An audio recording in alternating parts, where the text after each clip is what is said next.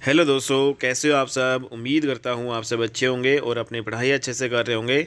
दोस्तों, आज की क्लास में हम हरियाणा जीके का अपना अगला लेक्चर कवर करेंगे। आज का जो लेक्चर नंबर 12 है ये, इससे पहले 11 लेक्चर आपके हो चुके हैं। अगर दोस्तों आपने ये जो 11 लेक्चर्स नहीं देखे हैं भाई, तो देख लीजिएगा। ठीक है, तो प्लेलिस्ट यहाँ पे बना रखी है। कंप्लीट बैच जो हरियाणा जीके का है उसके नाम से यहाँ पे प्लेलिस्ट बना रखी है। प्लेलिस्ट में आपको जो है सारी वीडियो मिल जाएगी।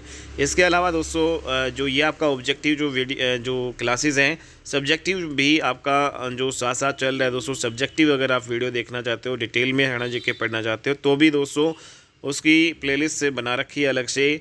तो Haryana GK fast revision notes के नाम से, तो वहाँ पे भी आप जो है डिटेल में हरियाणा जीके पढ़ सकते हो। तो दोस्तों, अगर आप किसी भी सब्जेक्ट की तैयारी करना चाहते हो तो भाई इस चैनल को सब्सक्राइब कर लीजिएगा, क्योंकि यहाँ पे हर एक सब्जेक्ट की जो क्लासेस आपकी आती हैं। 2025 का आपका सीईटी का बैच जो भाई आपका ये चल रहा है, ठीक है, तो सभी सब्जेक्ट की क्लासेस चल रही हैं। और जब आपका 2025 का जो सीईटी होगा दोस्तों, उससे पहले सारे सब्जेक्ट आपके यहाँ पे करवा दिए जाएंगे। तो बिल्कुल फ्री ऑफ कॉस्ट जो है दोस्तों आपको आपका ये बैच चल रहा है। और कंटेंट आपको जो है भाई यहाँ पे ज़बरदस्त मिलेगा। आप अपनी तैयारी को यहाँ पे बूस्ट अप कर सकते हैं। तो स्टार्ट करते हैं भाई अपना लेक्चर नंबर 12। और इसमें इंपॉर्टेंट जो हरियाणा जीके क्वेश्चन दोस्तों 2016 में जो आपका ये पेपर हुआ था दोस्तों, ठीक है, तो कंडक्टर का जो पेपर जो है हुआ था उसमें आपके ये क्वेश्चन आए थे। और एक जो है दोस्तों 2016 में मंडी सुपरवाइज़र का पेपर हुआ था, उसका हम पेपर करने जा रहे हैं। ठीक है, तो काफ़ी ज़्यादा महत्वपूर्ण जो क्वेश्चन है और ये डिटेल में हम करेंगे। और ये कुछ क्वेश्चन इतने इंपॉर्टेंट है दोस्तों जो बार बार एग्जाम्स में आपके रिपीट होते हैं। जैसे ये वाला जो पहला क्वेश्चन है, कई बार जो आपका पूछा गया है भाई, हरियाणा का सबसे कम साक्षरता वाला ज़िला कौन सा है। तो दोस्तों 2011 की जनगणना के अकॉर्डिंग अगर हम देखेंगे तो हरियाणा की जो है सबसे कम जो है साक्षरता या सबसे कम पढ़े लिखे जो मतलब है, तो वो कौन से ज़िले में है दोस्तों, तो वो मेवात में है। ये आपको ध्यान में रखना है। ठीक है दोस्तों, तो मेवात ज़िले की अगर हम साक्षरता देखें तो ओवरऑल जो है लगभग जो है 56% के अराउंड है दोस्तों मेवात की साक्षरता जो है दर है। जबकि दोस्तों अगर हम यहाँ पे बात करें कि सबसे ज़्यादा साक्षरता दर है वो कौन से डिस्ट्रिक्ट की है, तो वो भाई आपकी पड़ती है दोस्तों गुरुग्राम की। ठीक है भाई, तो यहाँ पे आपने हरियाणा में सबसे कम पढ़े लिखे दोस्तों यहाँ पे मेवात में 56% के अराउंड जो है साक्षरता दर है। सबसे ज़्यादा जो है गुरुग्राम की है। और दोस्तों गुरुग्राम की जो है साक्षरता दर है वो आपकी काफ़ी ज़्यादा है भाई। ठीक है दोस्तों, तो नेक्स्ट यहाँ पे अगर हम बात करें भाई गुरुग्राम के अलावा जो है फिर दोस्तों पंचकुला है, उसकी साक्षरता दर जो है। तो इसमें जो डिस्ट्रिक्ट है, अगर हम सभी जो है डिस्ट्रिक्ट की साक्षरता दर यहाँ पे देखें तो गुरुग्राम की दोस्तों यहाँ पे साक्षरता दर है 77 पॉइंट जो है समथिंग आपकी ये है भाई। ठीक है दोस्तों, तो यहाँ पे लगभग जो है इसमें कई बार जो ये डाटा है, तो गुरुग्राम की जो है सबसे ज़्यादा साक्षरता दर है 89.31%। ओके, तो यहाँ पे दोस्तों अगर हम सभी डिस्ट्रिक्ट की यहाँ पे देखें साक्षरता दर, तो ये आपकी 56% जो है। भिवानी की जो साक्षरता जो दर है वो लगभग 276 जो है 0.7 जो है प्रतिशत है। ठीक है, और दोस्तों रेवाड़ी की जो है साक्षरता जो है दर है वो 75 पॉइंट समथिंग है, 75.25 के लगभग है। महेंद्रगढ़ की जो है साक्षरता जो है दर देखें तो दोस्तों जो महेंद्रगढ़ की है लगभग जो है 69.89। तो ये 2011 के आंकड़े दोस्तों हम एक अलग से जो है सेपरेट वीडियो पढ़ेंगे, उसमें डिटेल में बिल्कुल टू द पॉइंट जो परसेंटेज यहाँ पे हम देखेंगे कि भाई कौन से ज़िले की जो साक्षरता दर है वो कितनी है। ठीक है भाई, तो 2011 की जनगणना हम हरियाणा के जो 2011 की जनगणना है उसको डिटेल में देखेंगे। हालांकि दोस्तों नई जो जनगणना है 2025 में आपकी भाई आएगी, तो सारे जो डाटा आपके चेंज होने वाले हैं। ठीक है, लेकिन फिर भी अगर आपका एग्ज़ाम पहले हो जाता है, ठीक है, जनगणना आने से पहले, तो भाई आपको यही डाटा आपसे पूछे जाएंगे। लेकिन 2025 में आपकी जनगणना होगी तो नए डाटा सारे चेंज होने वाले हैं। ठीक है दोस्तों, तो बस आपको ये ध्यान में रखना है कि भाई 2000 जो है 11 के अकॉर्डिंग जो सबसे कम जो है साक्षरता दर है वो मेवात की है, सबसे ज़्यादा जो है उसकी गुरुग्राम की है। दोस्तों अगला क्वेश्चन यहाँ पे देखते हैं भाई, मनसबदारी प्रथा किसके द्वारा लागू की गई थी।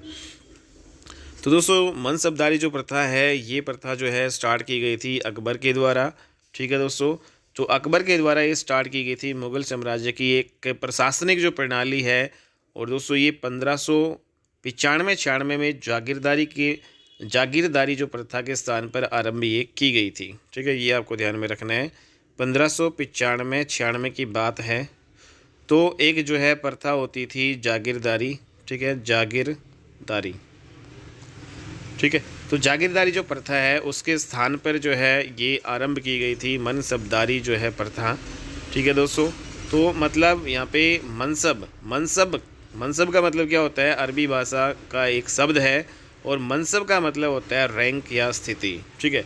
तो मनसब का मतलब क्या होता है भाई, रैंक कितनी है, स्थिति क्या है भाई, रैंक या स्थिति, ठीक है। तो ये अरबी भाषा का शब्द है, मनसब का मतलब रैंक या स्थिति होता है, और ये जो प्रणाली है सरकारी अधिकारी का रैंक जो है निर्धारित करती थी, ठीक है दोस्तों। तो जागीरदारी जो प्रथा है उसके स्थान पर ये स्टार्ट की गई थी 1595-96 में मनसबदारी, और इसका अर्थ क्या होता है, रैंक या स्थिति, मतलब यहाँ पे जो भी सरकारी अधिकारी होते थे उनके रैंक जो है या स्थिति बताते थे। तो ये जो है भाई, ठीक है दोस्तों। नेक्स्ट यहाँ पे अगर हम बात करें हरियाणा विधानसभा के प्रथम अध्यक्ष कौन है, तो दोस्तों हरियाणा विधानसभा की जो प्रथम अध्यक्ष यहाँ पे बनाई गई थी वो एक महिला बनाई गई थी दोस्तों, और उसका नाम क्या है भाई, यहाँ पे सन्नो देवी, ठीक है। तो सन्नो देवी है वो हमारी हरियाणा की जो है हरियाणा विधानसभा की पहली जो है अध्यक्ष ये थी, या पहली महिला जो है अध्यक्ष भी आ जाए तो भी सन्नो देवी है, और खाली आ जाए दोस्तों हरियाणा विधानसभा की पहली जो है अध्यक्ष कौन है, तो भी वो सन्नो देवी ही है, ठीक है दोस्तों। तो 1966 में जब है भाई हमारे जो हरियाणा जो है 1 नवंबर 1966 को बना, तो बाद में दिसंबर के महीने में भाई ये दिसंबर 1966 में 1 नवंबर 1966 को भाई अपना हरियाणा जो है अलग जो है ज़िला बना था, सॉरी यहाँ पे स्टेट बना था हमारा हरियाणा, ठीक है। तो दिसंबर के महीने में ये 1966 से लेकर दोस्तों दिसंबर 1966 से लेकर और मार्च जो है 1967 तक, मार्च 1967 तक ये आपकी सन्नो देवी जो है अध्यक्ष के पद पर रहती है, हरियाणा की जो पहली विधानसभा जो है अध्यक्ष। लेकिन दोस्तों यहाँ पे अगर हम वर्तमान में जो है बात करें, तो वर्तमान में बताओ भाई हरियाणा विधानसभा के अध्यक्ष जो है किसे बनाए गए हैं, तो भाई वर्तमान में जो है नाम बताओ, कमेंट बॉक्स में हमें बताओ कि वर्तमान में हरियाणा विधानसभा के अध्यक्ष जो 2024 में जो आपके इलेक्शंस हुए हैं तो उसमें जो हरियाणा विधानसभा के अध्यक्ष जो है किसे बनाए गए हैं, और विपक्ष के जो है नेता किसे बनाया गया है, ठीक है। दोनों जो है यहाँ पे क्वेश्चन बताओ। नेक्स्ट यहाँ पे अगला क्वेश्चन है हरियाणा सरकार के मंत्री कर्णदेव कंबोज का संबंध किस निर्वाचन क्षेत्र से है। तो दोस्तों जब ये 2016 में जो है आपका क्वेश्चन पूछा गया था, तो उस टाइम जो कर्णदेव जो कंबोज है वो इंद्री विधानसभा जो है क्षेत्र से आपके बिलोंग करते थे, ठीक है। तो ऐसे इस प्रकार से जितने भी भाई मंत्री बने हैं दोस्तों उसका विधानसभा क्षेत्र यहाँ पे पूछा जा सकता है। तो अभी जो आपके सारे मंत्री बने हैं तो उसका विधानसभा क्षेत्र जो आपको पता होना चाहिए, कौन सा जो है यहाँ पे वो डिपार्टमेंट के मंत्री है, ठीक है, कौन से विभाग के जो मंत्री है, तो अलग से सेपरेट वीडियो में भाई इसको हम करेंगे। नेक्स्ट यहाँ पे आम मेला जो है किस स्थान पर जो आपका लगता है भाई बताओ दोस्तों। आम का मेला आप सभी जानते हो भाई पंचकुला में पिंजौर नामक एक स्थान है, यहाँ पे जो है आम का मेला लगता है, ठीक है। तो आम का मेला पिंजौर में लगता है, और दोस्तों कहाँ पे कौन से गार्डन में लगता है, तो पिंजौर में एक है यादवेंद्र गार्डन, ठीक है। तो पिंजौर का मेला जो है यादवेंद्र जो है गार्डन में लगता है भाई, यादवेंद्र गार्डन में। और दोस्तों यहाँ पे अगर हम बात करें कि जो ये लगभग 2 दिन आपका लगता है, ठीक है। तो 2 दिन का जो है मेला आपका ये होता है भाई, 2 दिवसीय 2 दिन लगता है, और हर साल जो है आपका आयोजित किया जाता है ये, ठीक है दोस्तों। और जो ये मेला जो भाई किस लिए आयोजित किया जाता है, आम जो उत्पादक का एक भाई मंच उपलब्ध करवाता है भाई, जो आम का जो प्रोडक्शन जो है, जो आम का पैदावार करते हैं, तो एक मंच पे जो है भाई इसकी किस्में जो है यहाँ पे लाई जाती है, बहुत सारी जो है किस्में आम की आती हैं। और इस मेले का उद्देश्य आम जो उत्पादक जो किसान है उसको नवीनतम भाई तकनीक के बारे में जानकारी देना, ठीक है, ताकि भाई वो अपनी पैदावार को बढ़ा सके, ठीक है। तो यहाँ पे अगर कोई दोस्तों यहाँ पे आम कोई मतलब अच्छा उत्पादक है, अच्छी किस्म का जो उत्पादन करता है आम का, तो उसको यहाँ पे इस आम मेले में पुरस्कृत भी किया जाता है। तो ये सारी चीज़ें आपको ध्यान में रखनी है भाई, ठीक है। तो यादवेंद्र गार्डन में ये 2 दिवसीय मेला लगता है भाई पिंजौर में पंचकुला में। अगला क्वेश्चन है हरियाणा के किस नगर पर तैमूर ने आक्रमण किया था। तो भाई बताओ हरियाणा के किस नगर पर तैमूर ने आक्रमण किया था, फतेहाबाद पे, सिरसा पे, हिसार पे। तो दोस्तों यहाँ पे जो है सभी जो है यहाँ पे किया था तो सबसे पहले यहाँ पे जो है सिरसा पे, फिर फतेहाबाद पे, हिसार पे। तो जो तैमूर आया था, तैमूर लंग जिसे हम बोलते भाई, ठीक है दोस्तों, तैमूर ने हरियाणा के जो है काफ़ी नगरों पर जो है अटैक किया था। तो जिसमें से दोस्तों सिरसा है, ठीक है, सिरसा है, फतेहाबाद है, हिसार है। तो तैमूर है कौन सी शताब्दी जो है का शासक हुआ करता था, बताओ दोस्तों। तो तैमूर है 14वीं जो है शताब्दी की बात है भाई, 14वीं शताब्दी की जो है बात है। 14वीं शताब्दी में जो है शासक हुआ करता था। और दोस्तों 1398 ईस्वी में भारत पर इन्होंने आक्रमण किया था, ये इंपॉर्टेंट बात है भाई। तो तैमूर ने जो है दोस्तों कब आक्रमण किया था भारत पर? 1398 ईस्वी में, ठीक है। लेकिन हरियाणा पे भी उसने अटैक किया था भाई। हरियाणा में दोस्तों सिरसा, फतेहाबाद, हिसार, ये जो है तीनों नगर हैं इंपॉर्टेंट, इन पे उसने आक्रमण किया। जिसमें सबसे पहले उसने सिरसा पर आक्रमण किया और यहाँ पे बहुत सारी वो संपत्ति लूट लिया। वो लुटेरा था दोस्तों, ठीक है। तो जो भी भाई उसके पास मतलब जो हाथ लगा उसके, वो सब जो है लूट के वो चला गया था। उसके बाद जो है फिर उसने सेकंड जो है फतेहाबाद पे आक्रमण किया, यहाँ पे भी उसने लूटपाट मचाई, ठीक है, और काफ़ी कत्ले आम यहाँ पे मचाया। और हिसार में भी जो है उसने जो है काफ़ी यहाँ पे तबाही मचाई, आक्रमण किया। तो ये आपको ध्यान में रखना है दोस्तों। 14वीं शताब्दी में वो एक शासक हुआ करता था और 1398 ईस्वी में जो है भारत पर आक्रमण जो है तैमूर ने किया था। तो 1398 दोस्तों ये 14वीं शताब्दी आ जाती है। जब 1300 आपकी ये कंप्लीट होगी तो 13वीं शताब्दी हो गया भाई। 1301 होते ही 14वीं शताब्दी आपकी लग जाती है। तो 1398 है वो 14वीं शताब्दी में ये आपका शासक हुआ करता था, ठीक है। तो हरियाणा के जो है सिरसा, हिसार, सिरसा, फतेहाबाद और हिसार, इस पे जो है तैमूर ने आक्रमण किया था। अगला क्वेश्चन है बाणभट्ट जो है किस राजा के मित्र व राजकवि थे भाई?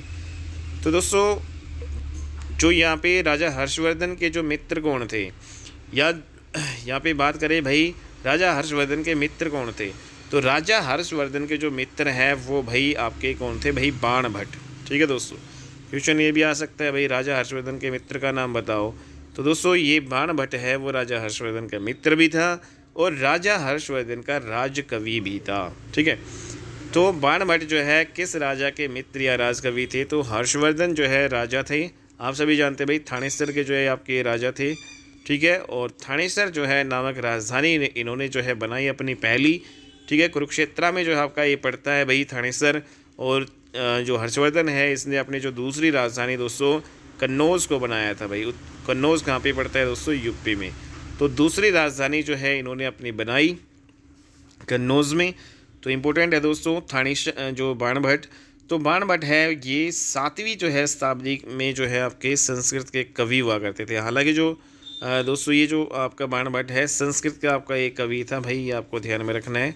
कौन सी शताब्दी की बात करें तो 7वीं शताब्दी की बातें आपकी ये चल रही है, ठीक है। तो 7वीं शताब्दी में ही आपका ये हर्षवर्धन, ठीक है, 7वीं शताब्दी में ही बाणभट्ट। तो ये आपको ध्यान में रखना है। तो दोस्तों बाणभट्ट है उसने एक ग्रंथ भी जो है संस्कृत जो है में लिखा जिसका नाम है भाई हर्षचरित्रम, ठीक है, हर्षचरित या हर्षचरित्रम। तो हर्षचरित्रम जो है इन्होंने एक संस्कृत जो है साहित्य इन्होंने लिखा हर्षवर्धन के ऊपर ही। अपने जो दोस्त या फिर अपना जो यहाँ पे राजा है हर्षवर्धन, इसके ऊपर एक ग्रंथ लिखा संस्कृत भाषा में, और ये जो हर्षवर्धन के बारे में ही है। और दोस्तों इसके अलावा जो है इन्होंने कादम्बरी जो है दुनिया का प्रथम उपन्यास यहाँ पे लिखा था, ठीक है। तो बाणभट्ट है उन्होंने एक उपन्यास लिखा कादम्बरी। तो दोस्तों कादम्बरी जो है माना जाता है कि दुनिया जो है का प्रथम जो उपन्यास इसको कहा जाता है। तो दुनिया का प्रथम उपन्यास इसको कहा जाता है, नोवेल कहा जाता है तो कादम्बरी। तो ये जो है दोस्तों किसने लिखा था? बाणभट्ट ने। ये आपको ध्यान में रखना है। तो कादम्बरी और हर्षचरित्रम जो है किसकी रचनाएं हैं दोस्तों? बाणभट्ट की है, ठीक है। और हर्षचरित्रम जो है वो संस्कृत भाषा में है, ये भी आपको ध्यान में रखना है। नेक्स्ट यहाँ पे जो अगला क्वेश्चन की बात करें, निम्नलिखित जो है जिलों में से किसमें हड़प्पा सभ्यता का राखी गढ़ी स्थल खोदा गया था? तो दोस्तों यहाँ पे आपको बताना है जो हड़प्पा जो सभ्यता है उसमें जो राखी गढ़ी जो स्थल है वो खोदा गया था। तो कहाँ पे खोदा गया था? हिसार में, सिरसा में, कुरुक्षेत्रा में, फतेहाबाद में। तो सिरसा इसका राइट आंसर हो जाएगा भाई। राखी गढ़ी जो है स्थल अपने हरियाणा में है दोस्तों। और ये पूरे भारत का, अगर केवल भारत का जो है सबसे बड़ा हड़प्पा जो है स्थल है, ठीक है। ये आपको ध्यान में रखना है। इसका जो उत्खनन जो है दोस्तों कब किया गया था भाई राखी गढ़ी का जो उत्खनन दोस्तों 1997 से 99 के दौरान जो है इसकी जो है खोज की गई थी, उत्खनन किया गया था। और जो डॉक्टर अमरिंदर नाथ ने इसका जो है यहाँ पे खुदाई करवाई, ठीक है। तो इसका उत्खनन डॉक्टर अमरिंदर नाथ को जो है यहाँ पे अमरिंदर नाथ, तो डॉक्टर अमरिंदर नाथ द्वारा जो है इसका उत्खनन जो है 1997 से 99 के दौरान इसका करवाया गया, ठीक है दोस्तों। और राखी गढ़ी जो है यहाँ से हमें महत्वपूर्ण जो स्मारक जो है जैसे दुर्ग प्राचीर, तो यहाँ पे हमें क्या क्या मिला भाई, दुर्ग प्राचीर यहाँ पे मिला है, दुर्ग प्राचीर मिला है राखी गढ़ी हिसार से प्राचीर, दुर्ग प्राचीर यहाँ पे मिला है। मंडप हमें एक मिला है मंडप, ठीक है। इसके अलावा दोस्तों जो है कोठरियाँ जो है ऊंचे चबूतरे हमें यहाँ से मिले हैं, ठीक है। और जब राखी गढ़ी का उत्खनन किया गया तो जल निकास की व्यवस्था यहाँ पे आने जाने का जो मार्ग है कांसा और बहुत सारी अन्य जो धातुएं यहाँ से हमें मिली हैं, ठीक है। तो ये आपको ध्यान में रखना है। तो दुर्ग प्राचीर मंडप और ये सारी चीज़ें हैं हमें जो ऊंचे चबूतरे कोठरियाँ सारे जो है राखी गढ़ी हिसार से मिली है भाई। नेक्स्ट यहाँ पे जो है अगला खेलों के क्षेत्र में गीता फोगाट का नाम संबंधित है। तो भाई बताओ दोस्तों गीता फोगाट है, आप सभी जानते हैं कि गीता जो फोगाट है वो आपकी कुश्ती से बिलोंग करती है और दोस्तों एक पहलवान है ये, ठीक है। और दोस्तों बताओ कहाँ से जो है ये बिलोंग करती है, तो ये चरखी दादरी जो है कि बलाली गांव से बिलोंग करती है भाई, चरखी दादरी। आप सभी जानते हैं भाई चरखी दादरी में एक गांव है बलाली जो काफ़ी जो फेमस है भाई, बलाली गांव। तो यहाँ से जो है यहाँ की रहने वाली है। और दोस्तों 2010 में जो राष्ट्रमंडल खेल हुआ था उसमें इन्होंने जो है गोल्ड मेडल जीता था, ठीक है। तो 2010 के राष्ट्रमंडल जो खेल हुए उनमें इन्होंने गोल्ड मेडल जीता था और भारत के लिए राष्ट्रमंडल खेलों में स्वर्ण पदक जीतने वाली पहली एक खिलाड़ी उस टाइम बनी थी, ठीक है। तो भारत के लिए जो राष्ट्रमंडल खेल में जो गोल्ड मेडल लाने वाली जो कॉमनवेल्थ गेम है दोस्तों उसमें गोल्ड मेडल लाने वाली पहली जो है कुश्ती महिला जो है पूरे भारत की, वो कौन बनी थी गोल्ड मेडल लाने वाली, वो गीता फोगाट बनी थी। ये आपको ध्यान में रखना है 2010 के जो है कॉमनवेल्थ गेम्स में, ठीक है दोस्तों। और अगर यहाँ पे बात करें कि जो ग्रीष्मकालीन जो ओलंपिक में भाग लेने वाली पहली महिला भी कौन है दोस्तों, पहली महिला जो पहलवान है वो आपकी गीता फोगाट, ठीक है। जो आपके ओलंपिक्स, ठीक है। तो दोस्तों ओलंपिक्स जो है ओलंपिक में जो है भाग लेने वाली पहली जो है महिला पहलवान कौन है, वो आपकी भाई गीता फोगाट ही है दोस्तों। हालांकि दोस्तों ओलंपिक में कोई भी मेडल जीतने वाली पहली जो है महिला वो कौन है भाई, साक्षी मलिक है दोस्तों। साक्षी मलिक है, उसने 2016 में जो रियो ओलंपिक हुए थे, रियो ओलंपिक 2016 में उसमें उन्होंने जो है भाई कांस्य पदक जीता था, ठीक है, ब्रोंज मेडल जीता था और भारत की पहली जो है महिला पहलवान बनती है जिन्होंने ओलंपिक में पदक जीता था, साक्षी मलिक, ठीक है दोस्तों। लेकिन कॉमनवेल्थ जो गेम है उसमें गोल्ड मेडल जीतने वाली पहली जो महिला कौन बनती है भाई, गीता फोगाट, ठीक है। और ग्रीष्म जो कालीन जो ओलंपिक है उसमें भाग लेने वाली पहली महिला भी कौन है, गीता फोगाट है। ये आपको ध्यान रखना है दोस्तों, ठीक है दोस्तों। तो यहाँ पे साक्षी मलिक जो रोहतक के मोखरा से बिलोंग करती है। और दोस्तों यहाँ पे विनेश फोगाट बताओ जो है कहाँ से बिलोंग करती है, कमेंट बॉक्स में बता दो भाई, विनेश फोगाट। नेक्स्ट यहाँ पे जो है भिंडावास वन्य जीव अभयारण्य हरियाणा के जो है किस ज़िले में स्थित है। तो दोस्तों भाई भिंडावास जो है आपको बताना है, तो ये 4 ऑप्शन यहाँ पे दिए गए हैं। तो भिंडावास जो वन्य जीव अभयारण्य है वो आपका भाई झज्जर में पड़ता है दोस्तों, इम्पोर्टेंट जो है वन्य जीव अभयारण्य है। अगर यहाँ पे इसका जो एरिया की बात करें तो 411 पॉइंट समथिंग 411.55 जो है हेक्टेयर जो है इसका एरिया है, ठीक है भाई। तो ये आपको ध्यान में रखना है। और जो हरियाणा सरकार जो है ने इस वन्य जो जीव अभयारण्य है उसको 5 जुलाई 1986 को आधिकारिक रूप से वन्य जीव अभयारण्य जो है घोषित किया था, ठीक है भाई। तो दोस्तों यहाँ पे इसको वन्य जीव अभयारण्य जो है घोषित कब किया गया भाई, 5 जुलाई 1986 को। तो जो भिंडावास वन्य जीव अभयारण्य है इसको हरियाणा सरकार ने आधिकारिक रूप से वन्य जीव अभयारण्य कब घोषित किया, 5 जुलाई 1986 को। इसका जो एरिया है 411.55 हेक्टेयर है, झज्जर में आपका ये पड़ता है भिंडावास, ठीक है दोस्तों। अगला क्वेश्चन है हमारा यहाँ पे, छड़ी जो है लोक नृत्य किस अवसर पर किया जाता है। तो दोस्तों जो छड़ी जो लोक नृत्य है आप सभी जानते हैं भाई, गुग्गा नवमी पे छड़ी जो है लोक नृत्य किया जाता है। छड़ी आपने देखी होगी दोस्तों, जो आपकी लंबी सी जो लकड़ी या छड़ी होती है उस पर जो आपके ये होते हैं। और तो ये जो आपका गुग्गा नवमी पे किया जाता है। और गुग्गा नवमी दोस्तों कौन से महीने में जो है आपका ये त्यौहार आता है? भादवे महीने में, या भाद्रपद जो है, भाद्रपद या भादवा जो है महीने में, भादवा जो है महीने में आपका गुग्गा नवमी भी आता है दोस्तों। और कृष्ण जो जन्माष्टमी जो है, कृष्ण जन्माष्टमी भी दोस्तों आपका भादवा का महीने में आते हैं। दोनों इंपॉर्टेंट जो त्यौहार है, ठीक है दोस्तों। तो गुग्गा नवमी आपका सर्प जो है पूजा इसमें की जाती है। और ये इस जो छड़ी जो नृत्य है दोस्तों, ये नृत्य जो एक लोक नृत्य है जो पुरुषों के द्वारा आपका ये किया जाता है, ठीक है भाई। तो छड़ी का जो नृत्य एक लोक नृत्य है और पुरुषों के द्वारा ये किया जाता है भाई, पुरुषों के द्वारा, ठीक है दोस्तों। नेक्स्ट यहाँ पे अगला क्वेश्चन है, अकबर और हेमू के बीच में प्रसिद्ध पानीपत की दूसरी जो लड़ाई है वो कब हुई थी भाई? तो दोस्तों आप सभी जानते हैं अकबर और हेमू के बीच में जो है दूसरा पानीपत का जो युद्ध लड़ा जाता है वो भाई आपका 5 नवंबर को लड़ा जाता है। 5 नवंबर 1556 ईस्वी को, 5 नवंबर 1556 ईस्वी को आपका लड़ा जाता है दोस्तों दूसरा युद्ध। और इस युद्ध में जो अकबर जो है की तरफ से इसका जो सेनापति होता है दोस्तों बैरम खान, ठीक है। तो बैरम खान जो है इसका नेतृत्व करता है इस युद्ध का। और इसमें जो है अकबर की विजय होती है और हेमू दोस्तों यहाँ पे हार जाता है। हेमू को बंदी बना लिया जाता है और बाद में फिर इसको जो है मौत के घाट उतार दिया जाता है। तो ये आपको ध्यान में रखना है दोस्तों। और दोस्तों यहाँ पे जो है दिल्ली का वर्चस्व जो यहाँ पे फिर उसके बाद में 300 सालों तक जो यहाँ पे रहा था, ये आपको ध्यान में रखना है मुगलों का दिल्ली पर। और जो हेमू है पहला जो है दोस्तों यहाँ पे पहला हिंदू जो है सम्राट था या शासक था जिसने भाई दिल्ली की गद्दी पर जो यहाँ पे राज किया था, ठीक है। तो ये 1500 जो है लगभग 56 के अराउंड ही, ठीक है दोस्तों। नेक्स्ट यहाँ पे जो है अगला क्वेश्चन है भाई आपका, ख्वाजा अल्ताफ़ हुसैन हाली जो है थे। तो दोस्तों कौन थे ख्वाजा अल्ताफ़ हुसैन हाली? तो ये भाई एक उर्दू कवि हुआ करते थे दोस्तों। एक कवि थे, स्वतंत्रता सेनानी नहीं थे, खिलाड़ी भी नहीं थे, किसान नेता भी नहीं थे। तो ख्वाजा अल्ताफ़ हुसैन हाली जो है एक उर्दू शायर जो है, कवि या लेखक थे। इनका जन्म है दोस्तों कहाँ पे हुआ था? पानीपत में इनका जन्म हुआ था। और इनका जन्म जो है दोस्तों 1837 के अराउंड हुआ था, ठीक है। ख्वाजा अल्ताफ़ हुसैन हाली ये पानीपत में जन्म होता है इनका 1837 ईस्वी में, ठीक है दोस्तों। और गालिब जो है कि जीवनी, सादी सिरजी की जीवनी, सर सैयद अहमद ख़ान की जीवनी इन्होंने लिखी भाई। तो बहुत सारी जो है दोस्तों यहाँ पे इन्होंने जीवनियाँ लिखी।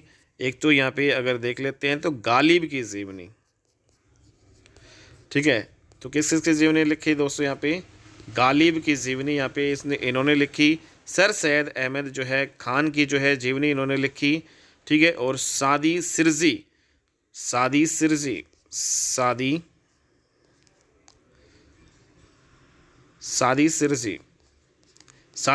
की जीवनी इन्होंने लिखी। सर सैयद अहमद ख़ान जो है, सर सैयद अहमद ख़ान, तो सर सैयद अहमद ख़ान की जीवनी इन्होंने लिखी। तो ये आपको ध्यान में रखना भाई, ठीक है दोस्तों। गालिब की जीवनी, सादी सिरजी की जीवनी, सर सैयद अहमद ख़ान की जो जीवनी है ख्वाजा अल्ताफ़ हुसैन हाली ने लिखी, जिनका जन्म पानीपत में 1837 में हुआ था। इन्होंने जो है दोस्तों बरखा रुत कविता भी एक लिखी, ठीक है। बरखा रुत तो इम्पोर्टेंट है दोस्तों ये बरखा रुत। तो बरखा रुत क्या है? एक कविता है जो ख्वाजा अल्ताफ़ हुसैन हाली के द्वारा ही लिखी गई थी। बरखा रुत जो है कविता, ठीक है दोस्तों। और इनके द्वारा जो है कविता मुसद्दस जो है उर्दू साहित्य की प्रेरणादायक जो है कविताओं में से एक है आपकी एक कविता, और इन्होंने लिखी थी। एक तो दोस्तों बरखा रुत एक कविता होगी। एक उर्दू साहित्य में जो है भाई जो प्रेरणादायक जो कविताएं हैं भाई, प्रेरणा देती है इनकी जो कविता है उर्दू साहित्य में प्रेरणा देती है। प्रेरणादायक जो कविताओं में से एक इम्पोर्टेंट दोस्तों मुसद्दस, ठीक है। यहाँ पे मैं लिख देता हूँ मुसद्दस, तो मुसद्दस हो गया, बरखा रुत हो गया। ये सारी जो है कविताएं अल्ताफ़ हुसैन हाली, ख्वाजा अल्ताफ़ हुसैन हाली ने लिखी भाई। इसके अलावा जो है जीवनियाँ इन्होंने लिखी, सर सैयद अहमद ख़ान की जीवनी लिखी, गालिब की जीवनी लिखी, सादी सिरजी की जीवनी लिखी, ठीक है दोस्तों। तो ये सारे इम्पोर्टेंट जो है तो उर्दू जो है शायर, उर्दू जो है कवि हुआ करते थे। खलताफ़ जो यहाँ पे ख्वाजा अल्ताफ़ हुसैन हाली जो है दोस्तों, इसका पुरस्कार भी यहाँ पे दिया जाता है उर्दू में जो है, उर्दू जो है साहित्य में, और उर्दू साहित्य अकेडमी के द्वारा यहाँ पे दिया जाता है। ठीक है, अगला क्वेश्चन यहाँ पे करेंगे, कौन सा जो है हरियाणा का प्रथम राज्य कवि से जाना जाता है। दोस्तों अपने हरियाणा का पहला राज्य कवि जो है जिसे बनाया गया था वो कौन था भाई, उदय भानु हंस। तो वेरी वेरी इंपॉर्टेंट क्वेश्चन है भाई, काफ़ी रिपीटेड इंपॉर्टेंट क्वेश्चन है। और उदय भानु हंस जो है हरियाणा के प्रथम राज्य कवि हैं। और दोस्तों 1966 में हरियाणा का जब अलग राज्य के रूप में गठन हुआ था तो उसके बाद में उदय भानु हंस को हरियाणा का जो है राज्य कवि घोषित किया गया था। तो भाई राज्य कवि जो है दोस्तों जब हमारा हरियाणा बना था 1966 में, उसी दौरान इसको राज्य कवि घोषित करते हैं। तो यहाँ पे दोस्तों सबसे इम्पोर्टेंट बात ये आती है कि इनके द्वारा कौन कौन सी यहाँ पे जो है रचनाएं जो है प्रमुख जो थी भाई वो रचित की गई है। तो दोस्तों इनके द्वारा हंस मुक्तावली, संत जो है सिपाही, शंख और सहनाई और देसा में देश हरियाणा, ये प्रमुख जो है रचनाएं हैं जो इनके द्वारा यहाँ पे लिखी गई है दोस्तों। ठीक है, तो यहाँ पे लिख लेते हैं भाई इनकी रचनाएं फटाफट। तो हंस मुक्तावली है दोस्तों, हंस मुक्तावली है। ठीक है, तो हंस मुक्तावली एक रचना है इनकी। इसके अलावा जो एक और रचना है इसकी भाई संत जो है सिपाही जो है, संत सिपाही इनकी ही रचना है उदय भानु हंस की। ठीक है, इसके अलावा दोस्तों यहाँ पे शंख और जो है सहनाई है इनकी रचना, शंख और सहनाई है।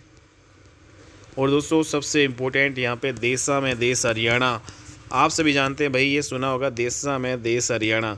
तो ये रचना है वो किसके द्वारा लिखी गई है, हमारे पहले जो राज्य कवि जो आपके उदय भानु हंस, जो 1966 में जब हमारा हरियाणा बना तो उसी दौरान जो है इनको बनाया गया था भाई, घोषित किया गया था उदय भानु हंस को हरियाणा का राज्य कवि। तो इनके द्वारा ये सारी प्रमुख जो है रचनाएं लिखी गई है। ये सारी रचनाएं भाई एग्जाम में आपकी पूछी जा सकती है भाई, जैसे आ सकता है भाई हंस मुक्तावली है वो रचना किसने लिखी, तो उदय भानु हंस। ठीक है, संत सिपाही, देसा में देश हरियाणा, शंख और सहनाई, सारी की सारी जो है पुस्तकें इनके द्वारा यहाँ पे लिखी गई। ठीक है दोस्तों, और इनके अलावा उदय भानु हंस की जो काव्य साधना जो है एक पुस्तक भाई इन्हीं के नाम से ही हो जाएगी फिर ये। ठीक है, उदय भानु हंस के प्रतिनिधि जो है गीत, तो ये सारी जो है यहाँ पे इन्होंने लिखी हैं भाई। नेक्स्ट यहाँ पे अगला क्वेश्चन करेंगे भाई, गिद्ध जो है संरक्षण प्रजनन केंद्र दोस्तों हरियाणा में किस स्थान पर है। तो यहाँ पे आपका भाई ये रिपीट हुआ है, काफ़ी एग्जाम्स में भाई ये रिपीट हो चुका है और कई बार आ चुका है दोस्तों। तो गिद्ध नाम से जो है प्रजनन और जो संरक्षण और प्रजनन जो केंद्र है दोस्तों, बताओ कहाँ पे है। तो दोस्तों ये आपको ध्यान में रखना है, पंचकुला में नहीं है, ये आपका पिंजौर में पड़ता है। ठीक है, तो पिंजौर में जो है पड़ता है गिद्ध। और गिद्धों की जो है संख्या दोस्तों उसमें गिरावट आ गई थी। तो गिद्धों की जो है संख्या जो है उसमें गिरावट आ गई थी। तो उसी की जांच के लिए फिर बाद में केंद्र की जो है स्थापना, यहाँ पे एक केंद्र, ये जो प्रजनन केंद्र है इसकी स्थापना 2001 में की गई थी। ये आपको ध्यान में रखना है भाई। ठीक है दोस्तों, तो इसके अलावा जो है जो ये बॉम्बे नेचुरल हिस्ट्री, इसी के सहयोग से हरियाणा वन विभाग के द्वारा जो है इसकी स्थापना की गई थी। ठीक है, तो बॉम्बे नेचुरल हिस्ट्री के जो है सहयोग द्वारा यहाँ पे हरियाणा वन विभाग, तो इनके सहयोग के द्वारा भाई ये आपकी की गई थी। क्योंकि दोस्तों जो है गिद्धों की जो लुप्त प्राय जातियाँ हैं, ठीक है, उनकी जो है यहाँ पे रक्षा के लिए ये जो है किया गया था। ठीक है, तो ये आपको ध्यान में रखना है, पिंजौर में आपका पड़ता है गिद्ध संरक्षण प्रजनन केंद्र। अगला क्वेश्चन है हमारा, निम्नलिखित सभी नदियों का अवतरण शिवालिक पर्वतमालाओं से हुआ है सिवाय। तो दोस्तों अगला क्वेश्चन है, कौन सी नदी का अवतरण शिवालिक पर्वतमालाओं से हुआ है सिवाय। तो ये क्वेश्चन भी आपके भाई काफ़ी बार रिपीट हो चुका है दोस्तों। ठीक है, तो यहाँ पे बताओ भाई, घग्गर है, यमुना है, टांगरी है, सरस्वती है। तो दोस्तों जो यमुना नदी है वो एक ऐसी नदी है जो दोस्तों यहाँ पे शिवालिक पहाड़ियों से नहीं निकलती है।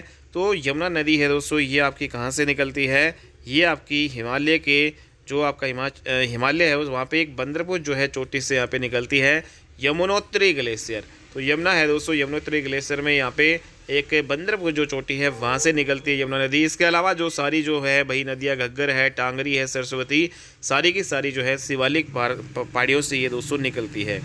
ठीक है। तो घग्गर नदी है वो हिमाचल प्रदेश के शिवालिक पहाड़ी से निकलती है। सरस्वती नदी है वो भी वही आपकी शिवालिक पहाड़ियों के नीचे जो आपका एक आदि बद्री नामक जो स्थान है वहाँ से निकलती है दोस्तों। सरस्वती नदी है दोस्तों कहाँ से निकलती है, आदि बद्री जो है नामक स्थान, आदि बद्री। तो जो आपकी शिवालिक जो रेंज है दोस्तों, शिवालिक जो पहाड़ियाँ हैं, तो शिवालिक पहाड़ियों के नीचे आदि बद्री के नामक स्थान से जो है आपकी सरस्वती नदी निकलती है दोस्तों। टांगरी नदी है हरियाणा तथा हिमाचल प्रदेश की सीमा पर दोस्तों शिवालिक पहाड़ी से आपकी ये निकलती है। ठीक है, टांगरी नदी कहाँ से निकलती है, ये आपकी हरियाणा और हिमाचल प्रदेश की सीमा पे शिवालिक जो पहाड़ियाँ पड़ती है वहाँ से आपकी निकलती है।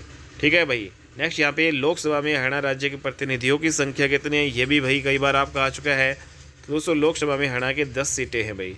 ठीक है, 10 सदस्य है। आप सभी जानते हैं विधानसभा में जो है 90 सदस्य है। राज्यसभा में दोस्तों यहाँ पे 5 सदस्य है। और यहाँ पे लोकसभा में जो है हरियाणा से जो है 10 सीटें, लोकसभा की 5 सीटें, राज्यसभा की 90 जो है विधानसभा की आपकी सीटें हैं दोस्तों। मारकंडा नदी कहाँ से निकलती है भाई बताओ दोस्तों। तो अभी अभी हमने देखा कि यमुना नदी को छोड़कर यहाँ पे बाकी सारी जो शिवालिक जो पहाड़ियों से आपकी निकलती है, तो इसमें यमुनोत्री हिमनदी से आपकी यमुना नदी निकलती है दोस्तों, यमुना नदी। ठीक है, मेवात की पहाड़ियों से दोस्तों तो यहाँ पे नहीं होगा ये भी, तो शिवालिक जो पहाड़ियों से आपकी मारकंडा नदी आपकी निकलती है दोस्तों। ठीक है, तो मारकंडा जो है नदी भाई ये आपकी क्या है भाई, एक मौसमी नदी है। ठीक है, तो मौसमी जो है नदी इसको कहा जाता है मारकंडा नदी को, मतलब जब बारिश का मौसम होता है भाई तभी ये आपकी आती है। हरियाणा और हिमाचल प्रदेश की सीमा पर शिवालिक पहाड़ियों से आपकी ये निकलती है मारकंडा नदी। ठीक है दोस्तों, हरियाणा और जो आपका जो यहाँ पे हिमाचल प्रदेश दोस्तों। ठीक है, तो हरियाणा हिमाचल प्रदेश की सीमा पे जो शिवालिक जो पहाड़ियाँ हैं वहाँ से ये निकलती है, ये आपको ध्यान में रखना है। और घग्गर नदी की सहायक नदी आपकी ये मारकंडा नदी है। तो भाई घग्गर नदी की सहायक नदी कौन सी है दोस्तों, मारकंडा नदी। ठीक है, तो घग्गर नदी की सहायक नदी, घग्गर नदी आप सभी जानते हैं दोस्तों अपने हरियाणा के पश्चिम में बहती है, जबकि यमुना नदी है हरियाणा के पूर्व में बहती है। तो जो पश्चिम में बहने वाली जो घग्गर नदी है उसी की ही सहायक नदी है। तो घग्गर की सहायक नदी कौन सी है दोस्तों, मारकंडा नदी। ठीक है, तो मारकंडा नदी है दोस्तों यहाँ पे मुख्य रूप से ये आपकी अम्बाड़ा जिला, कुरुक्षेत्र जो है कि जो शाहबाद जो है वाले एरिया में, और मारकंडा जो है शहर वहाँ से जो है आपकी बहती है और हरियाणा राज्य के घग्गर नदी में जाके फिर ये आपकी मिल जाती है। ठीक है दोस्तों, तो ये आपको मुख्य रूप से जो है मारकंडा नदी कहाँ पे बहती है, अम्बाड़ा ज़िले में। ठीक है भाई, अम्बाड़ा ज़िले में। इसके अलावा जो है कुरुक्षेत्र का शाहबाद में भी आपकी कुरुक्षेत्र में जो है दोस्तों शाहबाद, शाहबाद, तो यहाँ पे कुरुक्षेत्र के शाहबाद में, और यहाँ पे कुरुक्षेत्र के शाहबाद में जो है, और मारकंडा एक शहर है मारकंडा। ठीक है, तो दोस्तों यहाँ से जो है बहती हुई ये फिर बाद में जो है घग्गर नदी में जाके आपकी मिल जाती है। मौसमी नदी है भाई ये। ठीक है दोस्तों, और कहाँ कहाँ बहती है ये आपको पता चल गया होगा भाई, अम्बाड़ा, कुरुक्षेत्र के शाहबाद, मारकंडा शहर में। नेक्स्ट यहाँ पे बात करेंगे भाई हम अपनी मैंगनीज जो है हरियाणा के किस ज़िले में मिलता है। तो दोस्तों जितने भी जो है मोस्टली जो खनिज जो पदार्थ है, जो खनिज जो तत्व जो है वो अपने सबसे ज़्यादा खनिज तत्व कहाँ मिलते हैं दोस्तों, महेंद्रगढ़ में। ठीक है, तो जो मैंगनीज़ है Mn, मैंगनीज़ है ये कौन से ज़िले में दोस्तों आपका मिलता है, ये आपका भाई महेंद्रगढ़ जो है ज़िले में मिलता है। तो महेंद्रगढ़ जो ज़िला है खनिजों की दृष्टि से काफ़ी जो है संपन्न है। और क्या क्या चीज़ें है दोस्तों यहाँ पे महेंद्रगढ़ में मिलती है, जैसे मैंगनीज तो यहाँ पे मिलता ही मिलता है भाई। जो महेंद्रगढ़ में दोस्तों अब्रक जो है मिलता है, महेंद्रगढ़ में दोस्तों ग्रेफाइट भी यहाँ पे मिलता है, ग्रेफाइट भी मिलता है दोस्तों यहाँ पे। मैंगनीज तो आपका मिलता ही है। चुन्नी का जो है पत्थर भी जो है यहाँ पे मिलता है, चुन्नी का पत्थर भी यहाँ पे मिलता है।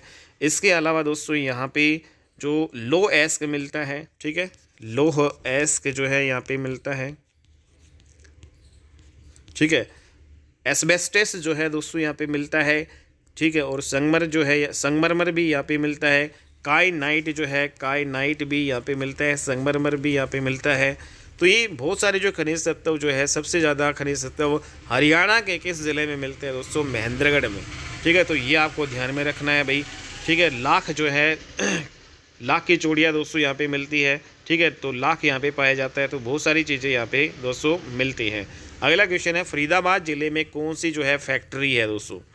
तो फरीदाबाद है दोस्तों, यहाँ पे आपका एक औद्योगिक जो है क्षेत्र है, बहुत सारी जो है फैक्ट्रियाँ और औद्योगिक जो है यहाँ पे है चीज़ें। तो रबड़ जो है की फैक्ट्री यहाँ पे है दोस्तों, रेफ्रिजरेटर जो है उसकी फैक्ट्री भी है, ट्रैक्टर की जो है फैक्ट्री भी यहाँ पे फरीदाबाद में है। तो यहाँ पे दोस्तों रबड़ फैक्ट्री, ट्रैक्टर फैक्ट्री, रेफ्रिजरेटर सारी चीज़ें हैं, ठीक है। तो फरीदाबाद में और कौन कौन सी जो है चीज़ें दोस्तों यहाँ पे अगर हम बात करें, फरीदाबाद में यहाँ पे गुड ईयर रबड़ टायर फैक्ट्री है, ठीक है। गुड ईयर के नाम से यहाँ पे है गुड ईयर। तो गुड ईयर क्या है, एक दोस्तों रबड़ टायर फैक्ट्री है जो कि फरीदाबाद में है। तो फरीदाबाद में दोस्तों वूलपुल जो है कंपनी की फैक्ट्री है भाई, आपने सुना होगा दोस्तों यहाँ पे वूलपुल, ठीक है, व्हीलपुल, WHIR व्हीलपुल, ठीक है। तो व्हीलपुल जो है ये जो है फैक्ट्री भी आपकी कहाँ पे पड़ती है दोस्तों, फरीदाबाद में आपकी पड़ती है, ठीक है। तो एक रेफ्रिजरेटर जो है, वॉशिंग मशीन, ठीक है, water heater, freezer, dish washer, सारी की सारी चीज़ें। और यहाँ पे ट्रैक्टर की बात करें दोस्तों, आइसर का जो ट्रैक्टर यहाँ पे पाया जाता है भाई, आइसर ट्रैक्टर की जो कंपनी है जहाँ पे ट्रैक्टर बनाए जाते हैं वो फरीदाबाद में ही है दोस्तों, आइशर, ठीक है। तो आइसर का नाम दोस्तों आपने सुना होगा। तो आइशर, आइसर जिसको EICHER, तो ये वाला जो ट्रैक्टर है वो कहाँ पे जो है बनता है दोस्तों, फरीदाबाद में। नेक्स्ट यहाँ पे जो है अगला क्वेश्चन दोस्तों यहाँ पे हम कर लेते हैं भाई। दोस्तों आज की क्लास में हम इतना ही करते हैं, अगली क्लास में हम आज ही कर लेंगे दोस्तों ये वीडियो, ठीक है। आज हरियाणा जीके की आपकी 2 क्लासेस आएंगी, तो एक वीडियो आपकी काफ़ी लंबी हो जाएगी भाई। तो नेक्स्ट वीडियो हम अगली क्लास में करते हैं। तो मिलते हैं भाई अपनी अगली क्लास में, तब तक के लिए bye and take care. Channel पे नहीं हो तो चैनल को भाई सब्सक्राइब जरूर कर लीजिएगा, ठीक है दोस्तों। Okay, bye and take care.